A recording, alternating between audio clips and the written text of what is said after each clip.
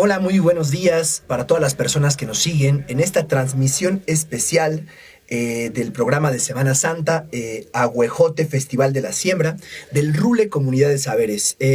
Vamos a hacer un especial para hablar desde el programa de Grietas y Derivas, de aquí mismo del Rule Comunidad de Saberes, para hablar con el antropólogo y teatrista Armando Ventura, sobre la potencia de la organización y la teatralidad en el Via Crucis de Semana Santa. Pero antes me gustaría, Armando, pues agradecerte por acompañarnos en esta tarde.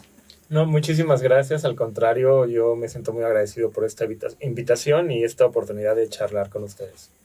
Pues para nosotros y nosotras es un gusto tenerte por acá y que puedas sumar esta actividad a este Festival de la Siembra que estamos trabajando en el Rule Comunidad de Saberes.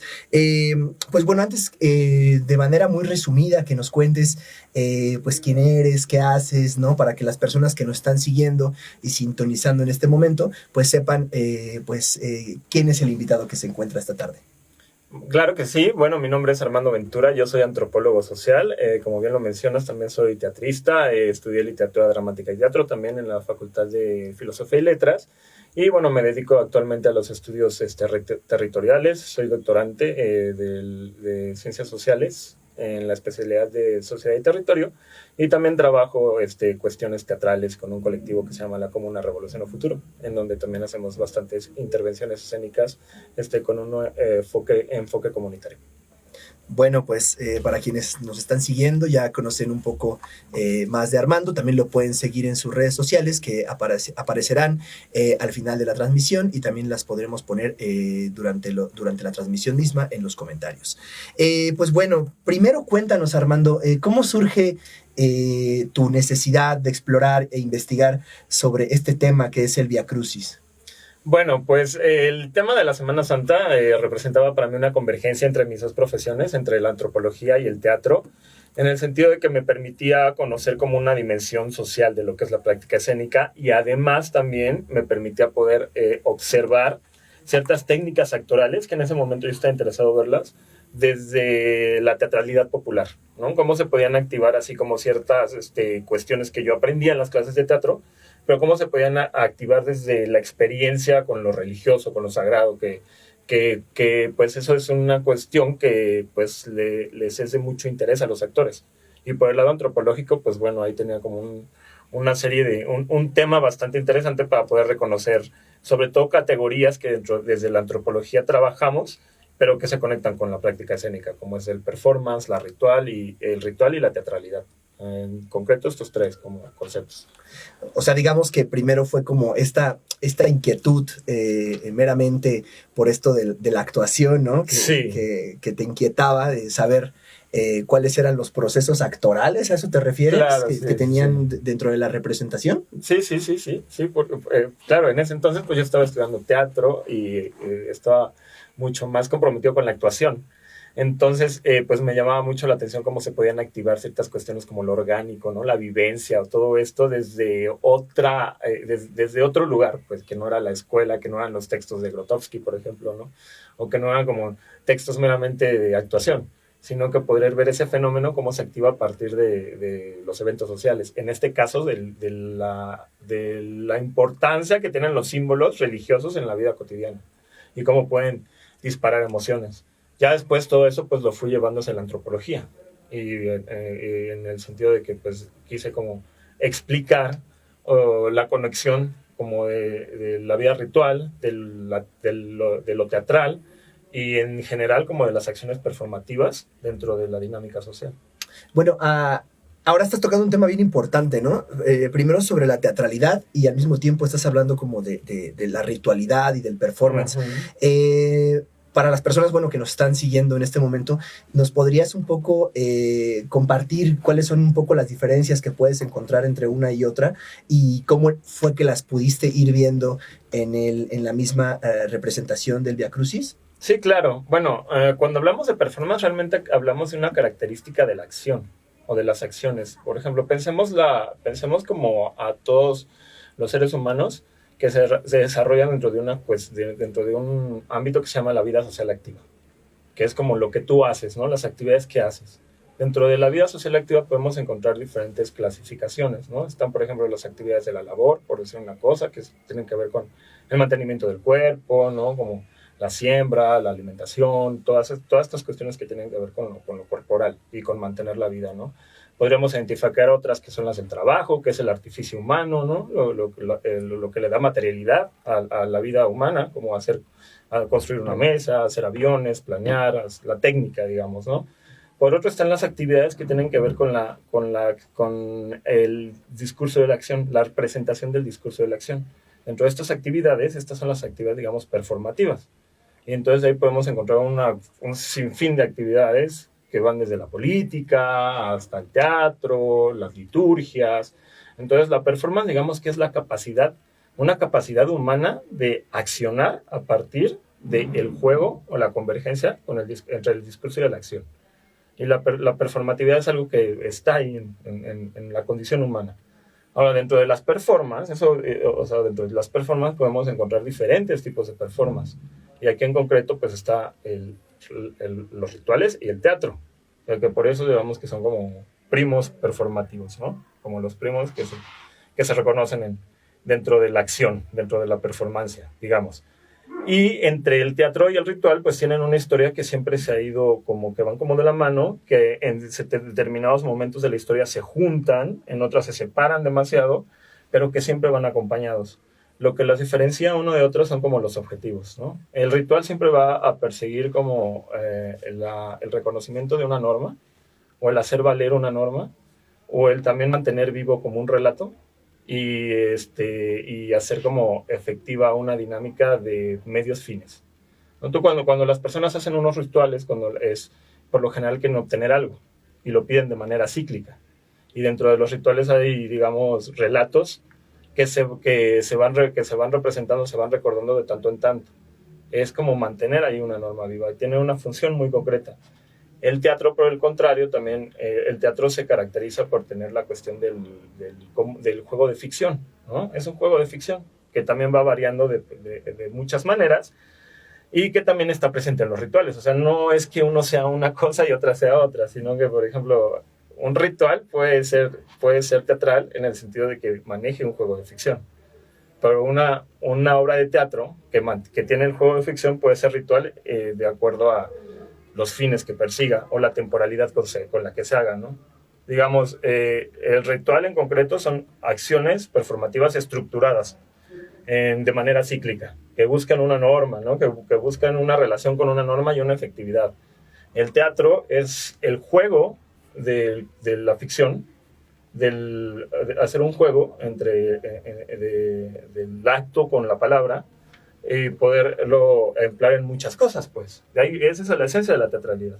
Y la esencia de la teatralidad en tanto juego de ficción la podemos encontrar también, pues, en la política. O sea, pensemos también como que estas categorías nos sirven para dar cuenta de un mundo muy complejo, que no necesariamente se excluyen los conceptos en las acciones, sino que en determinado momento se conectan. Y más cuando hablamos de las acciones que responden a una misma categoría, como son las de la performance, pues, ¿no? Y en ese sentido, por ejemplo, ahora la pregunta un poco ya como relacionando esta idea de la performatividad y cómo de una u otra manera pareciera o están vinculadas una de otra, ¿no? En algunos casos pueden estar en conjunto, en otros casos no. Un poco regresando y trayendo esta relación de la cual ya estás hablando, trayéndola al Vía Crucis, que cuéntanos un poco, porque sé y entendemos que tú tienes una reflexión y una investigación acerca de esto. Cuéntanos pues un poco más del Vía Crucis, en qué categoría o en qué tipo de categorías lo encontraste o lo has investigado, o cómo puedes relacionarlo, ya sea desde un plano histórico, porque seguramente hay una relación histórica, pero también una relación contemporánea, ¿no? Y cómo es que ha sido transformada, o si es que ha sido transformada a lo largo del tiempo.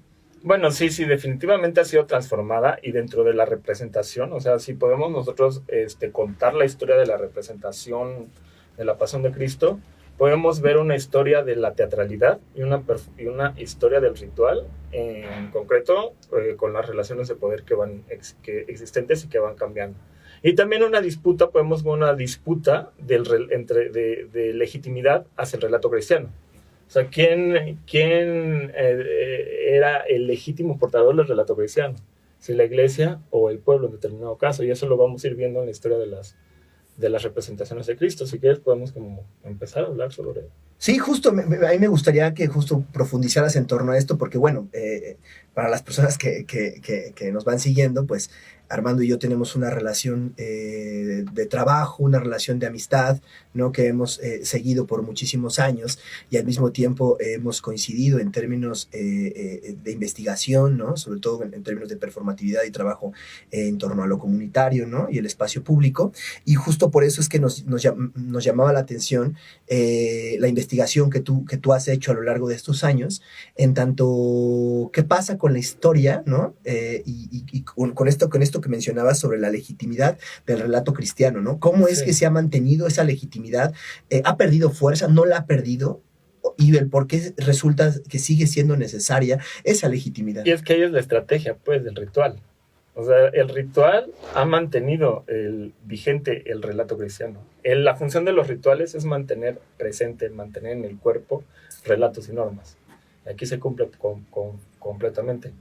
Y en aras de mantener esta legitimidad, o sea, se ha habido disputas de qué grupo mantiene, pero finalmente eso es lo que le conviene a la iglesia. La iglesia entendió un tiempo después. Ahorita lo cuento en la historia, ahorita se los narro. Pero la iglesia entendió muy bien eso, pues. No importaba tanto qué grupo luego mantenía la legitimidad, siempre y cuando el discurso, el relato se mantuviera presente. O sea, y en la historia de la representación ha habido mediaciones sobre quién regula, quién monta, qué escenas sí, qué escenas no, qué actores sí, qué actores no, en qué contextos sí, en qué contextos no, en qué escenarios sí y en qué escenarios no. Entonces, vemos que hay etapas. Por ejemplo, voy a empezar a contar la historia. Pues, en el siglo, los primeros registros que tenemos de la Pasión de Cristo, de las representaciones dramáticas de la Pasión de Cristo, los tenemos en Europa del siglo X, del siglo IX, cuando estas representaciones teatrales, la representación como tal de las escenas de la Pasión de Cristo, se daban dentro de la liturgia, como pedacitos cantados o esto, pero se tenía que hacer dentro de la iglesia y dentro de la liturgia, ¿no?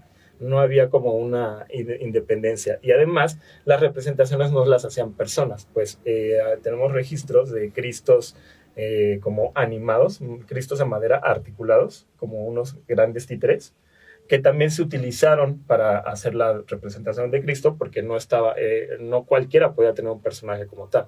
O sea, no podía ser una representación que todo el pueblo lo pudiera hacer, porque estamos hablando de deidades, pues, ¿no? De Dios, ¿no? Dentro de la ideología de la Edad Media eso era muy sagrado, no cualquiera lo podía representar.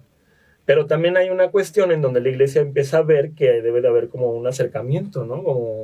Como con el pueblo dentro de sus performances, porque pues sí ha de haber sido bastante imponente para alguien, digamos, que era un sirviente en la Edad Media, entrar a un templo tan opulento como los que se construían en la Edad Media, que ahí estaba la representación teatral del poder mismo, ¿no? Entonces, al momento de acercar el relato, mantener el relato vivo, pues empiezan a buscar estos Cristos animados, pero también la representación teatral se empieza a separar del ritual de la iglesia, del ritual de la liturgia, entonces empieza a sacar a las plazas. Y empieza a volverse una representación mucho más independiente. Entonces ya en Europa, como para avanzada la Edad Media, ya como para cuando viene la conquista de América, ya tenemos representaciones con un corte un tanto más populares, mucho más cargadas a lo teatral, pero ya afuera de la iglesia. O sea, eso es bien interesante porque fíjate cómo también la iglesia decide sacar el teatro a las calles y reconocer el teatro como una herramienta de evangelización y una manera de conexión, de comunicación, de hacer. Y eso lo aprendieron también que ya para la colonia, con los franciscanos, toman el teatro como una herramienta de evangelización. Entonces, aquí en la Nueva España, se hacen muchísimas representaciones teatrales, porque el teatro fue la herramienta franciscana de evangelización. Y en la colonia fue donde salen pues las posadas y todas estas representaciones también de las apariciones de la Virgen de Guadalupe, que es una representación también teatral bastante clásica de aquí de la Nueva España. Y también se empiezan a generar todos pues las representaciones de la Pasión de Cristo ya de una manera teatral, ya más alejado de la liturgia, en las plazas, y mezclados con otras representaciones, siempre dentro del contexto de la Semana Santa, ¿no? Y siempre también manejado por la iglesia.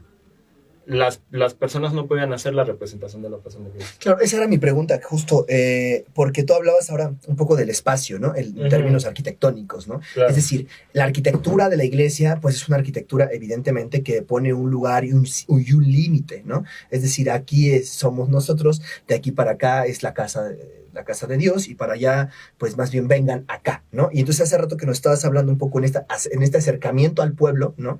Es sacar una práctica, ¿no? Porque recuerdo en algún momento también en estas investigaciones que no solamente había esta representación del Vía Crucis, había un sinfín de representaciones, sí, ¿no? Sí, en términos de evangelización, pero ahí es importante un poco preguntarnos, ¿no? ¿Por qué unas sí continúan, unas sí han emergido, porque unas se mantienen, ¿no? Por un lado, esa es una pregunta, ¿por qué unas sí y otras no? Porque muchas se fueron quedando ahí como en el caminito, unas sí y otras no. ¿Será que esto de lo que hablas, de que al momento de salir al espacio público a relacionarse con las demás personas, para que también esta actividad fuera parte de ellas y ellos, y que se la apropiaran, tendrá algo que ver por ahí? Sí, claro, definitivamente. O sea, la potencia del relato cristiano hay que saber que es...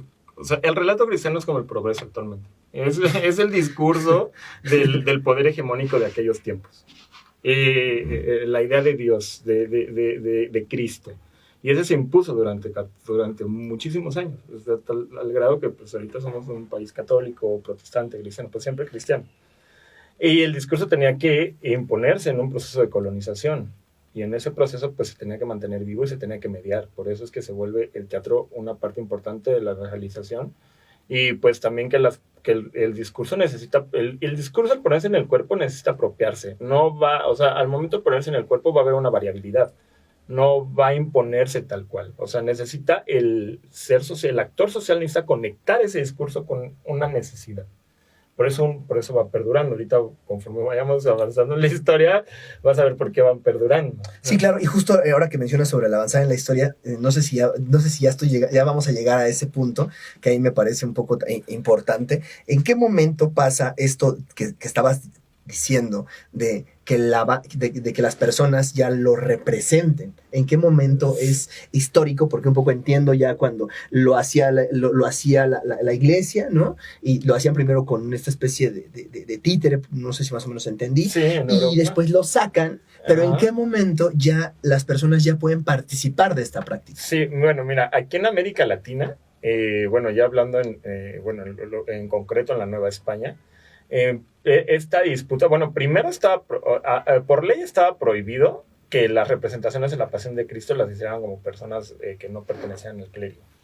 Era una actividad que tenía que hacer la iglesia. Incluso ahí hay una anécdota, como un documento de la Santa Inquisición, de ahí de 1582, ¿no? En donde ahí condenan a unos generales, la Santa Inquisición, por montar, uno por escribir y el otro por hacer el casting de los actores. Los condenan ahí a ellos por hacer blasfemia y por hacer una representación que no tiene que ver con fines doctrinarios, sino solamente con meras intenciones de entretenimiento. Pero sí la hicieron, o sea... No la hicieron ellos, pero se prestaban licencias, pero hay una negociación siempre con el poder. Pero a la vez también, mira, pero también la colonia prohibía a los grupos teatrales, ese es otro dato, prohibía a los grupos teatrales durante el tiempo de la Cuaresma hacer sus obras de teatro. Entonces, pero ellos dejaban de generar ingresos. Entonces decían, bueno, entonces déjenos a nosotros entrar a las iglesias. Ellos pidieron entrar a las iglesias a hacer representaciones teatrales relacionadas con la Cuaresma. Y ellos después tenían la necesidad, o sea, la iglesia tenía la necesidad de sacar el teatro a las calles para evangelizar. Y los teatreros de aquel momento tenían en ese momento la necesidad de entrar para poder vivir y montar obras religiosas. ¿De qué año estamos hablando con esto? Ya estamos hablando de 1780 y tantos. ¿Y en Latinoamérica? Ajá, aquí en Nueva España, aquí en México en concreto. Entonces ya había una negociación. Y además también la iglesia, pues realmente la iglesia también tuvo un papel un tanto no tan estricto en la imposición, también fue mediando. Entonces, las representaciones ya para el siglo XVIII, en 1780 y tantos, tenemos que las representaciones se empiezan a popularizar, se empiezan a hacer afuera de las iglesias y se empiezan a dar en contextos de la Semana Santa, en donde se integra una serie de ferias y actividades económicas. Eso es bien importante porque las ferias, las representaciones implican una congregación de gente que empiezan a activar las economías de diferentes regiones. Y entonces eso pues todos ganan, pues, ¿no? El pueblo, la iglesia. Entonces ahí empieza a ver también, y la iglesia también empieza a ser mucho más tolerante.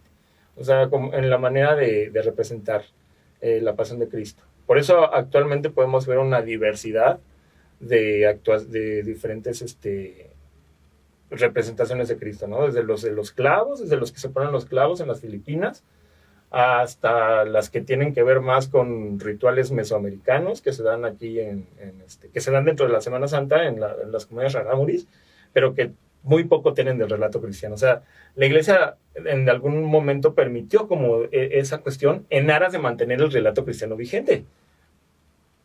Ok, está bien bueno, ¿no? Pienso ahora, ¿no? Con lo que estás diciendo, me llama mucho la atención. Primero, es un monopolio, ¿no? Sí. La representación misma, ¿no? Sí, es un monopolio. Hay que ponerlo como súper claro para quien nos sigue, ¿no? Es un monopolio donde nadie puede hacer la representación, ¿no? Posteriormente es, bueno, los invitamos afuera en el espacio público, ¿no? Para que se monten, para que se sumen a la práctica, no desde el hacer, pero sí desde el observar, ¿no? Sí. Ahí hay algo ya importante en términos de teatralidad, sí, ¿no? El que observa y el que representa, ¿no? Sí. Posteriormente participa, ¿no? Esto me llama mucho la atención, no lo había escuchado, esta idea de, bueno, ustedes teatreros, ¿no? Teatreras, ¿no? De esos tiempos, siglo XVII, XVIII, ¿no? XVII, sí. Pues vámonos un ganar, ¿no? Es decir, primero no puedes tener estas actividades paganas, ¿no? Que eran mencionadas dentro de la cuaresma. Dentro de la cuaresma, ¿no? Pero bueno, en un ganar, se acercan esta banda, ¿no? De teatristas, teatreros, teatreras, y empiezan estas negociaciones y ya pueden hacerlo, ¿no? Posteriormente, se desvincula la iglesia al seguimiento de las prácticas, o si hay un seguimiento. Sí lo sigue haciendo porque se da en el contexto de la Semana Santa y se da en los espacios, en los atrios de las iglesias, pero finalmente también ya hay o sea, se permite que se mezcle con otros rituales o con otras cuestiones, pues tiene que ver con pues como se presentó el sincretismo, ¿no? La conquista aquí en México fue sincrética, ya podemos verlo desde la economía, o sea, se mantuvo cierta organización a través de las repúblicas de Indias, ¿no? Igual en lo simbólico, se mantuvieron ciertas cosas, ahí ciertas representaciones que dieron que tengamos fiestas que tengamos ciertas fiestas patronales en momentos donde había celebraciones prehispánicas, ¿no?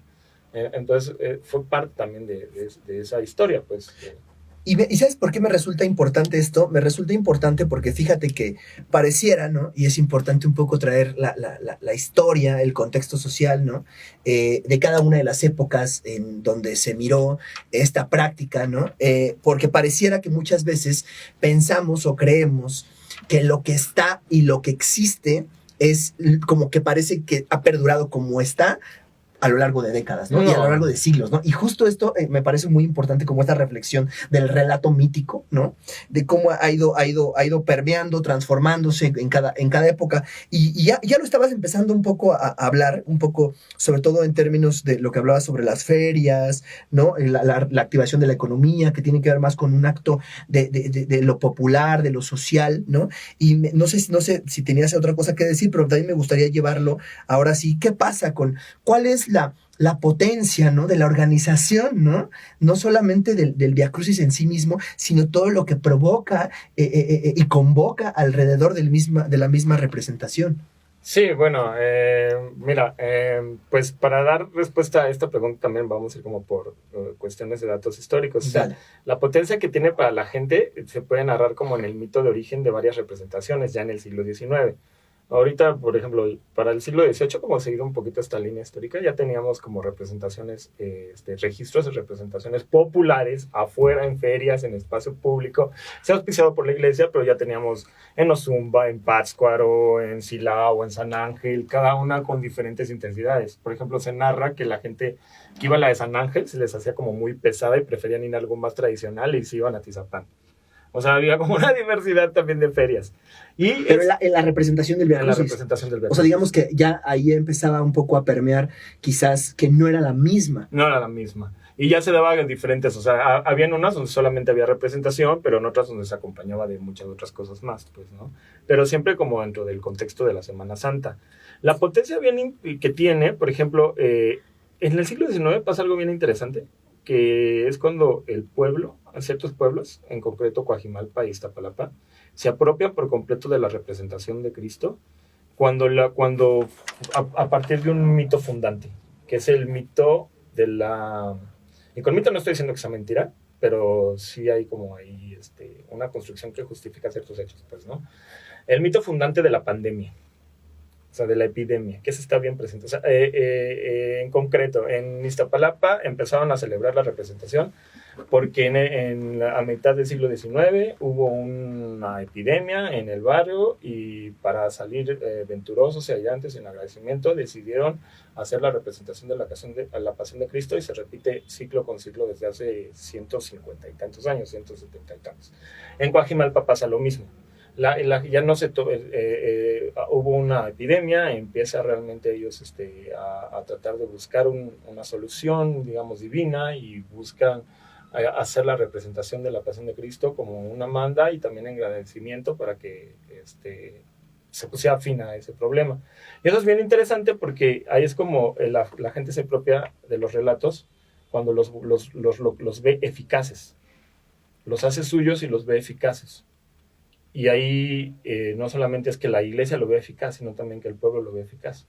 Y a veces hay divergencias. Y en ese estira y afloja de que es eficaz para uno y para el otro, pues se van mediando como los controles del mismo discurso. Y esa eficacia primero surge para hacer frente a una epidemia, pero en el día a día, a lo largo de las representaciones, el mantener la cohesión de los pueblos es una herramienta bastante importante para otras luchas. Porque cuando tú mantienes a los vecinos en actividad, a partir de por ejemplo, en este caso de la representación de la Pasión de Cristo, pues es más fácil que cuando hay problemas sociales entre ellos se puedan echar una llamadita o cualquier cosa. O sea, también esa es la práctica. O sea, por un lado está la imposición del relato cristiano, que tiene que hacer presente, se tiene que hacer presente en el cuerpo. Pero también las prácticas rituales sirven para el día a día de las personas y las pueden llevar, ese impulso lo pueden llevar hacia otras cuestiones. Yo no considero ni fructífero, bueno, ¿cómo decirlo? No lo considero, digamos, que sea una casualidad que en lugares como Coajimalpa haya muchas organizaciones en defensa del agua cuando tienen una estructura de mayordomías o de celebraciones religiosas muy fuerte, ¿no? No estoy diciendo que sea una consecuencia directa, claro, pero también sabrás que la iglesia tiene diferentes actores con diferentes objetivos y diferentes principios. La iglesia misma, tampoco podemos hablar como de una iglesia como un monopolio de discurso. Dentro de la misma iglesia ha habido debates sangrientos, ¿no? De cómo se interpreta el relato cristiano. Entonces, también mantener cierta cuestión con la iglesia, con ciertos actores, puede ser en cierto momento muy benéfico. No podemos olvidar también el papel que la iglesia y que ciertos actores, no diré la iglesia como en plural, sino como ciertos actores de la iglesia han tenido en las luchas populares o en el apoyo a movimientos sociales. Ya no hablar de la historia, sino como hoy en día. La iglesia o los actores de la iglesia, algunos actores de la iglesia, apoyan mucho a los colectivos de madres de buscadoras y financian, o sea, y tienen una contribución. O personas que han hecho portavoces, ¿no? Ellos tienen como también un gran megáfono en la opinión pública y que se apropian también de luchas y que todo esto también se mantiene vivo por la convivencia que pueden dar estas estructuras de organización que se mantienen a través del tiempo. Ya ahorita por ejemplo, ya tocamos lo de la cuestión del siglo XIX, esta organización del pueblo que empezó para hacerle frente a una epidemia, se ha venido repitiendo a lo largo de 150 años. Esos como ya son los dos ejemplos de cuando la gente se apropió de la representación. Y también si tú tienes la oportunidad de darte una vuelta en estos días para ver representaciones, podrás ver que la representación de Coajimalpa se da son muchísimas performances articuladas en una sola y donde participan muchísimas personas. Yo me quedé pensando, ahorita regresamos a este tema porque me parece muy valioso regresar a este tema que estás comentando, pero hace un momento cuando un poco hablabas, ¿no? de cuál es el origen, ¿no? de la representación de la pasión de Cristo, ¿no? Y del Vía Crucis en Coajimalpa y en Iztapalapa, ¿no? Que tiene que ver con una epidemia, ¿no? Pensaba mucho que recordaba que por ahí, ahora que estábamos trabajando en Michoacán, nos decían un relato, ¿no? Bien interesante, de que los hombres en Irimbo, ¿no? En Michoacán, no iban a la iglesia los domingos, ¿no? Y me hizo recordar muchísimo esto, y decían y el padre dijo bueno, la gente comenta ahí, que el padre maldijo las plantas de maguey, ¿no? Que cuando maldijo las plantas de maguey el padre,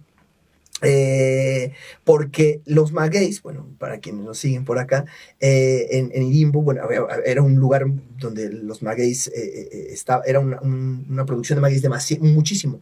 Entonces, evidentemente, la producción de pulque era algo como de su vida diaria. Entonces, los domingos, pues, nada, las personas estaban pues, echándose su pulquito y un padre pues, se le ocurrió decir, bueno, no vienen los hombres porque están en el pulque, perdidos en el pulque. Entonces, maldijo la planta de maguey, y en cuanto la maldijo, dicen que semanas, meses después, que le entró una especie de bacteria, no sé cómo se diga, que echó a perder los magueys, ¿no? Y entonces, bueno, digamos que es un relato, ¿no? Claro. Que desde cómo lo cuentan, y eso incidió, ¿no? En la relación que se tiene, por ejemplo, en la producción de maguey y cómo ha ido transformándose, ¿no?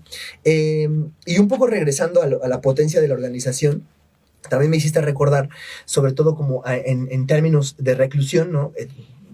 Para quienes nos van siguiendo, también nosotros también trabajamos en procesos artísticos de acompañamiento en reclusión, y cómo dentro de estos espacios, ¿no? Donde además se sigue la misma idea de la penitencia, ¿no? El centro penitenciario, y la idea de la penitencia muy judeocristiana, ¿no? Como lo hemos estado hablando, pues justo pasa que también los viacrucis y las pastorelas son lugares en donde se propician encuentros de organización, y no es tanto y no es tanto como que devenga de ahí, ¿no? Pero me llamó la atención como lo mencionabas, ¿no? Lo que puede dejar la festividad, la teatralidad, el encuentro, la feria, ¿no? Lo que deja ahí es una relación de posibilidades, y esta palabra que mencionaste mucho, que siempre me ha gustado, ¿no?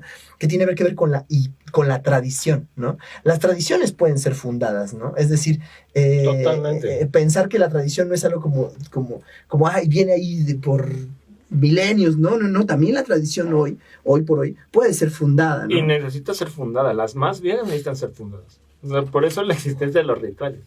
Si se muere el ritual, se muere el relato cristiano, se muere una legitimación. Por eso también uno, cuando se involucra en las acciones pues, sociales y eso, pues tiene que también ser muy flexible con su discurso, pues, ¿no?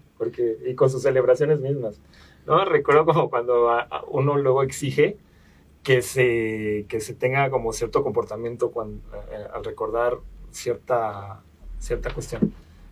Pero lo importante es que ese comportamiento también se va adecuando a las necesidades de las personas mismas. Es decir, lo que antes resultaba como ser muy, digamos, serio, como muy sobrio, y si mañana se vuelve muy festivo y todo, pero en tanto se mantenga como ahí el relato, pues va a seguir siendo efectivo. Eso en cuanto a cuando se imponen como ya discursos ya estructurados, ¿no? Como el del relato cristiano. Pero también, claro, que uno tiene la capacidad de instituir sus propias celebridades, sus propias celebraciones. En cuanto a lo que se necesite la gente en el aquí y en la ahora, se puede instituir. Sí, y pues sobre todo hace rato que mencionabas, ¿no? O sea, sobre la relación que tienen las iglesias, ¿no? Y sobre todo algunos curas, ¿no? Por ejemplo, en todo el periodo de la teología de la liberación de los años 70, 80, ¿no? Y que todavía estuvo arrastrado hasta los 90 en una gran parte del territorio, por ejemplo, de México, ¿no?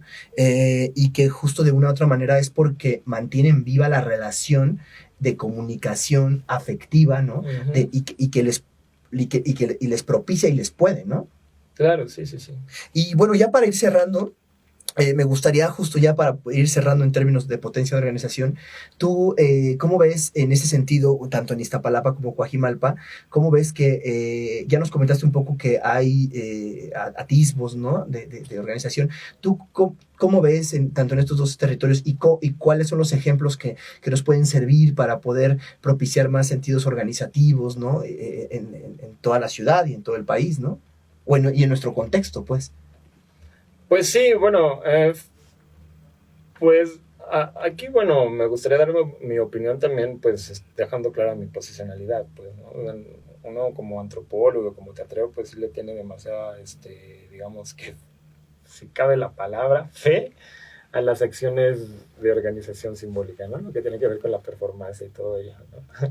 Pero bueno, ya dejando claro eso, yo sí pienso que la potencia de la performance, en tanto organización comunitaria en tiempo presente, es lo que va generando la institución de derechos, la institución de cosas que están fuera de lo instituido, ¿no? O sea, no solamente a partir de eso, ¿no? Tampoco vamos a decir que el arte va a transformar el mundo, que un ritual va a transformar el mundo, pero esas son como prácticas que pueden darnos o mostrarnos otras cosas.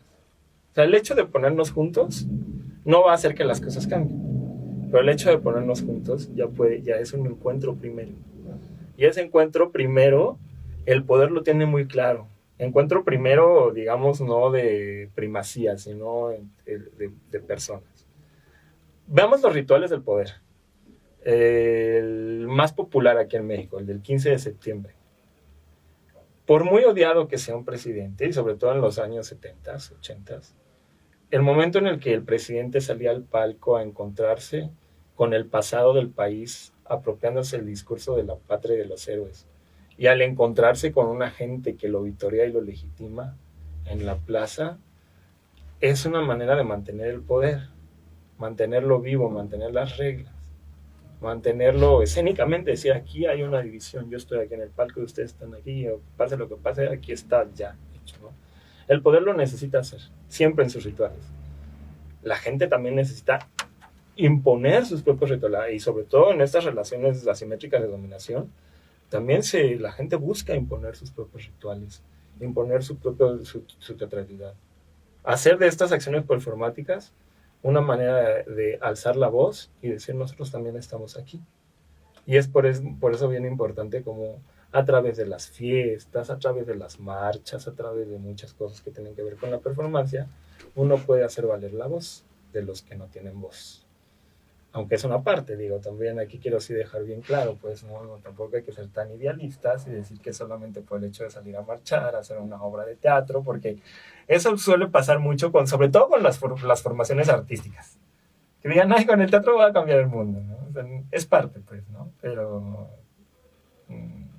Porque de una u otra manera es como regresar a la idea de un poco de, si regresamos un poco a la historia sobre lo que mencionabas en torno a al mismo acto, a la acción de representar el Vía Crucis, que finalmente, como lo mencionaste al inicio, ¿no? Que tiene que ver con la legitimidad al relato cristiano, y que de algún momento tuvo que transformarse el acto mismo de cómo era para poder generar otro tipo de potencia, otro tipo de relaciones, otro tipo de convivencias, y que pasa lo mismo con lo que estás mencionando, ¿no? Es decir, no es el mismo acto per se el que va a generar como la transformación por sí misma, sino es todo lo que desemboca alrededor de, ¿no? Sí, todo lo que desemboca. Exactamente. Pues bueno, Armando, no sé si quieras cerrar con algo antes de poder cerrar este programa. No, pues muchísimas gracias. Yo aprovechando también que están los micrófonos abiertos, y si esto sale antes de la Semana Santa, pues invitarlos a que acudan a las representaciones a las diferentes representaciones de la Semana Santa que hay en la ciudad, porque pueden ver algo bastante mágico.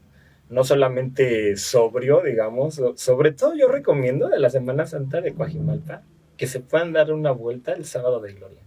Las diferentes performances que se hacen son muy divertidas. La liberación de estos diablillos, los liberan a las 7 de la mañana, les cuento rápido nada más ya para despedir. Por favor.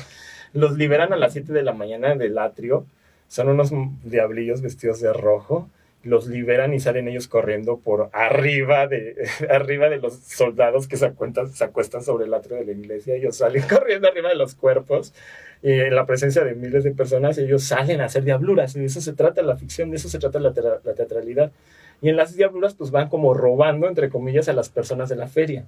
Y todos esos regalos se los van metiendo como en su traje. Y entonces terminan gordísimos con un chingo de regalos, como muchas cosas adentro. Para el final, lo que se trata es que después los soldados los atrapan, los llevan a la iglesia, los cuelgan del atrio y ellos empiezan a aventar como todo el regalo, o sea, todo lo que fueron recolectando al atrio y la gente lo va cachando. Y algo también bien interesante que omití es que en el camino en lo que van robando, ellos van soltando de chicotazos a los habitantes, chicotazos en las piernas. Y todo el pueblo se presta al juego de los chicotazos. Y todos andan marcados así con su línea del chicotazo, exhibiendo que ya participaron en el juego. Y al final, cuando los cuelgan en el atrio, pues los soldados también les sueltan chicotazos a ellos, así como si fueran piñata. Entonces es un juego muy, muy divertido, muy bonito. Es una congregación de miles de personas. No estoy hablando de que sea un evento pequeño, se juntan 50,000 personas. Sobre todo ese evento del Sábado de Gloria a mí me llama mucho la atención, me gusta muchísimo eso. Y pueden ir también. El domingo es otra cosa, el domingo es otra, y aparte otro tono de representaciones, de juegos en Coajimalpa.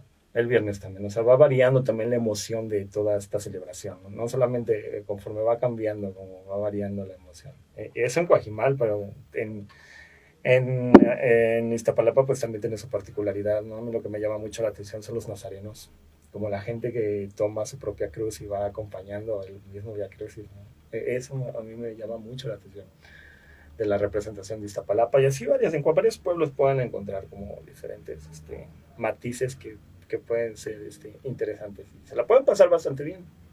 Pues muchísimas gracias, Armando. Pues ya saben, ¿no? Para las personas que nos están siguiendo, aquí Armando ya nos ha dado un pequeño relato, una pequeña reflexión en términos históricos, sociales y contextuales alrededor de lo que es el Vía Crucis o la Pasión de Cristo, ¿no?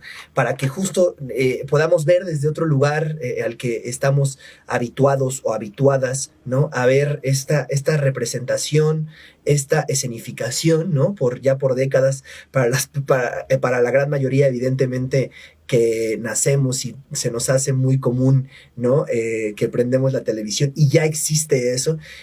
Pues aquí justo lo que hicimos fue un poco profundizar en por qué existe, cómo existe, desde cuándo existe, ¿no? Y al mismo tiempo cómo podemos generar otro tipo de relación sobre el mismo relato, pero también propiciar otro tipo de escenarios, ¿no? Y que nos ayuda a imaginar sobre la creación de otro tipo de relatos, ¿no? Y de tradiciones. Pues muchísimas gracias que nos siguieron hasta aquí. Esto fue el programa de Grietas y Derivas del Rule Comunidad de Saberes, en el programa especial Agüejote, Festival de la Siembra, de aquí del Rule Comunidad de Saberes. Muchísimas gracias y tengan una bonita tarde.